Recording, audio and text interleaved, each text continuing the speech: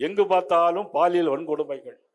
10 வயது சிறுமிகளுக்கு பாலியல் வன்கொடுமை 15% அதிகரிச்சிருக்கிறது. பெண்களுக்கு எதிரான குற்றங்கள் 50% அதிகரித்திருக்கிறது. போக்சோ குற்றம் 65% அதிகரிச்சிருக்கிறது. இதெல்லாம் யாருடைய ஆட்சி? மதிப்புக்குரிய முதலமைச்சர் ஸ்டாலின் அவருடைய ஆட்சியில் இன்னைக்கு அவ்வளவு தூரம் இன்னைக்கு மோசமான சூழ்நிலை பெற்று இன்னும் நெஞ்சை உருக்கக்கூடிய சம்பவம். இன்னைக்கு மாலையில் அகில இந்திய அளவில் இன்னைக்கு எல்லோரும் தமிழ்நாட்டை பேசிக் கொண்டிருக்கிறார். டெல்லியில பேசுறாங்க. கோயம்புத்தூர்ல நேற்று இரவு 11 மணிக்கு ஒரு ஆணும் பெண்ணும் தனியாக கவர்மெண்ட் பாலிடெக்னிக் பின்னாடி இருந்து பேசிட்டு இருக்கிறாங்க. ஏர்போர்ட்டுக்கு பின்னால, சர்வதேச விமான நிலையத்துக்கு பின்னால இருந்து பேசிட்டு இருக்கிறாங்க.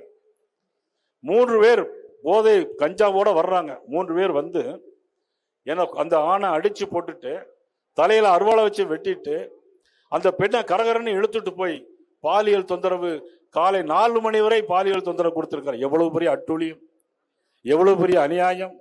எல்லார் வீட்டிலும் பெண்கள் இருக்கிறார். பாதிக்கப்பட்ட பெற்றோருடைய மனது எவ்வளவு பதபதைக்கும், பாதிக்கப்பட்டவருடைய உணர்வுகள் எப்படி இருக்கும் அந்த நேரத்தில் சிந்தித்து பார்க்க வேண்டாமா? காவல்துறை ரோந்து போகவில்லை. கோயம்புத்தூர் காவல்துறை என்ன செய்கிறது என்றே தெரியவில்லை. விடிய காலம் 4 மணிக்கு ஆடை இல்லாமல் அந்த பெண் அங்கிருந்து மயக்க நிலை எழுந்து வந்து இந்த ஆணை தேடுகிறார். அதுக்கப்புறம் செல்போனை எடுத்து போலீஸுக்கு போன் பண்ணி அதுக்கப்புறம் வர்றாங்க. இதுல வேடிக்கை என்னன்னு சொன்னா, அவங்க 11 மணிக்கு ரோந்து போறாங்க போலீஸ் எல்லாம். அங்க யாருமே இல்லைன்னு வேற சொல்லிட்டு இருக்காங்க. ஆட்சிக்கு வந்ததே நீங்கள் பாதுகாப்பான முறை இருப்போம் என்று தானே.